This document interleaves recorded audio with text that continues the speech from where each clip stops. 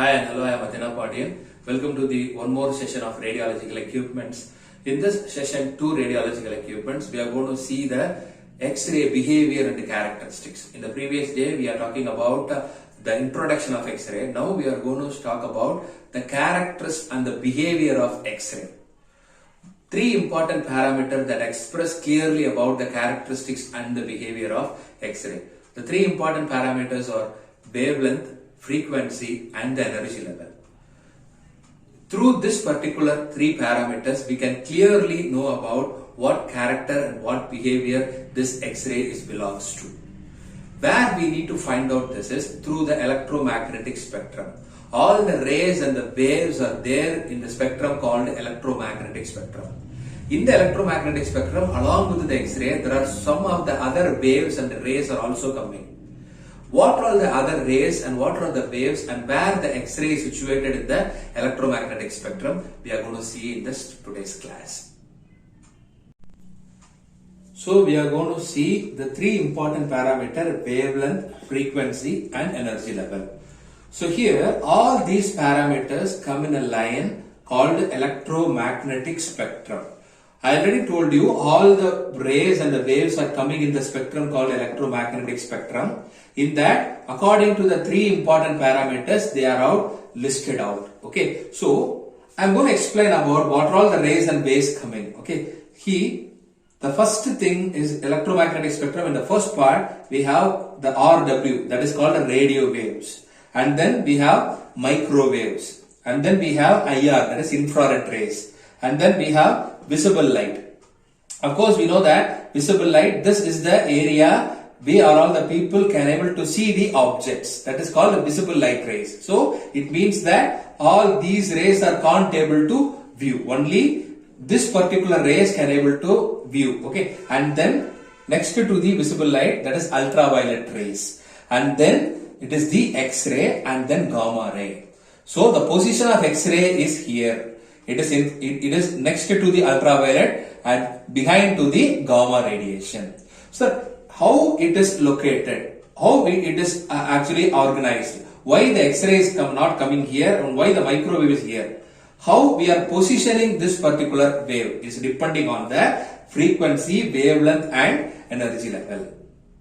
One thing we need to remember, see what is the relationship between wavelength, frequency and energy level. Here I can mention the wavelength is always inversely proportional to the frequency and frequency is directly proportional to the energy level.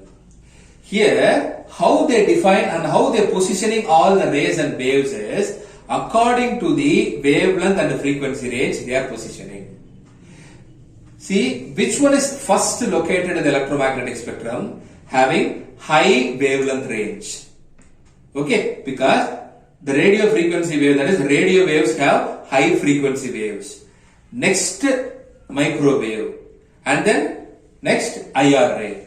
That is, it is descending order. The topmost wavelength is radio waves, and once the ray is going on deeply, then the wavelength is very minimum for the gamma radiation.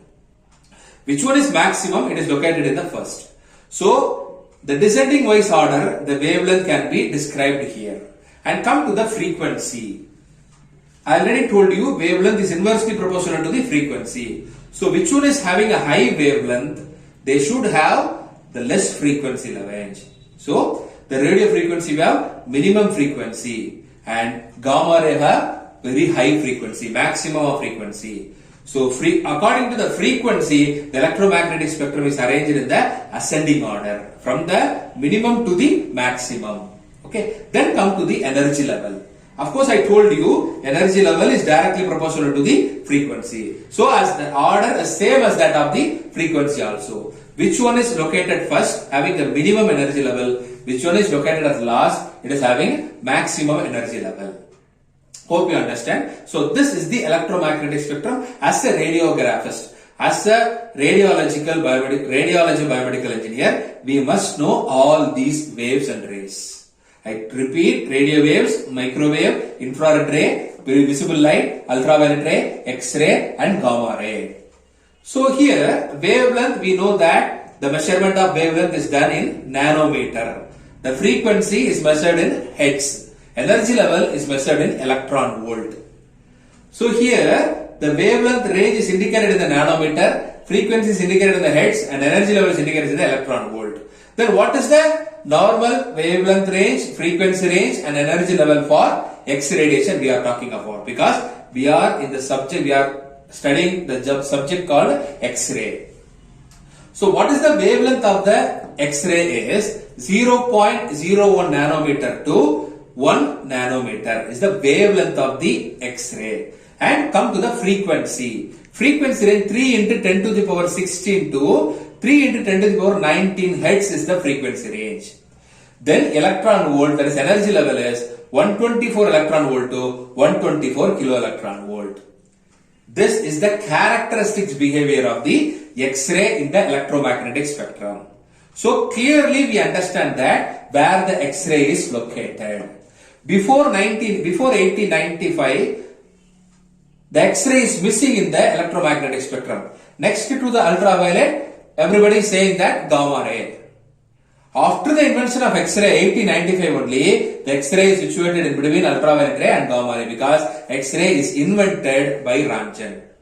Then only it will be added. Okay, so this is the electromagnetic spectrum, and through the electromagnetic spectrum, I clearly explaining about the characteristic behavior of the X-ray through wavelength, frequency, and energy level.